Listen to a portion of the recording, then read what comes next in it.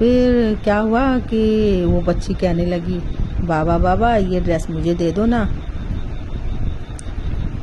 वो जो संत थे वो बोले, बेटी मैं तुमको ना दूसरा दिलवा दूंगा, और ये तो मैं राधा रानी के लिए लेके आया हूँ अपने हाथों से बना के, और कि मैं राधा रानी को पहनाऊंगा, तुमको मैं दूसरा दिलवा दूंगा। लेकिन उस छोटी सी बच्ची ने जिद करने लगी। जब उनके संत का उन्होंने दुपट्टा पकड़ लिया, ये बाबा मुझे दे दो ना। पर संत भी जिद करने लगे, दूसरी दिलवा दूंगा, ये नहीं दूंगा। लेकिन वो बच्ची भी इतनी तेज थी कि संत से अपना हाथ छुड़ा के भागी और साथ में लहंगा चुनरिया लेकर भी भाग गई। देखा, लहंगा चुनरी लेके ही भाग गई। लेकिन क्या हुआ कि वो संत तो बहुत दुखी हुए। संत ने बोला कि मैं राधा रानी के लिए ड्रेस लाया था, उनके लिए बना के लाया था, लेकिन ये बच्ची तो मेरे हाथ से छुड़ा के छीन कर भाग गई। वो बहुत दुखी हुए, बहुत दुखी हुए। अब तो बाबा को बहुत ही दुख लगा कि मैंने आज तक राधा रानी को कुछ भी नहीं चढ़ाया, लेकिन जब लेकर आया तो एक छोटी सी लाली से लेकर भाग गई। मेरा तो जीवन ही बेकार है, मैं अब क्या करूँगा। यह सोच सोच कर संत उन्हीं सीढ़ियों पर एक किनारे पर बैठकर रोने लगे। तो इतने में वहाँ से कुछ संत और जा रहे थे राधा रानी के दर्शन के लिए। उन्होंने पूछा कि बाबा क्या हुआ, क्यों रो रहे हो, क्या बात है। तो बाबा ने को सारी बातें बताई।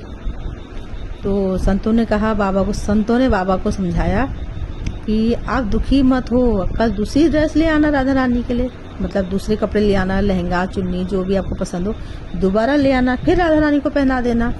आज तो दर्शन कर लो, आज क्यों यहाँ बैठे हो, चलो पट खुलने वाले हैं। इस प्रकार संतों ने बाबा को समझाया और राधा रानी के दर्शन को लेकर चले गए। लेकिन वो जो संत थे बाबा, तो उनका तो रोना मतलब थोड़ा बंद तो हुआ, लेकिन मन बहुत खराब था क्योंकि उनकी इच्छा तो पूरी हुई नहीं।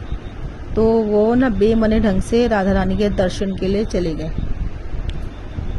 और मन में यही सोच रहे थे कि मुझे लगता है कि किशोरी जी लाडली जी कहते हैं ना उनको प्यार से, तो वो चाहती ही नहीं है कि मेरे हाथ की बनी हो कोई वस्त्र पहने या लहंगा चुन्नी पहने, वो चाहती नहीं है। मतलब इसीलिए तो बच्ची लेके भाग गई। ऐसा सोचकर वो बड़ी दुखी हो रही।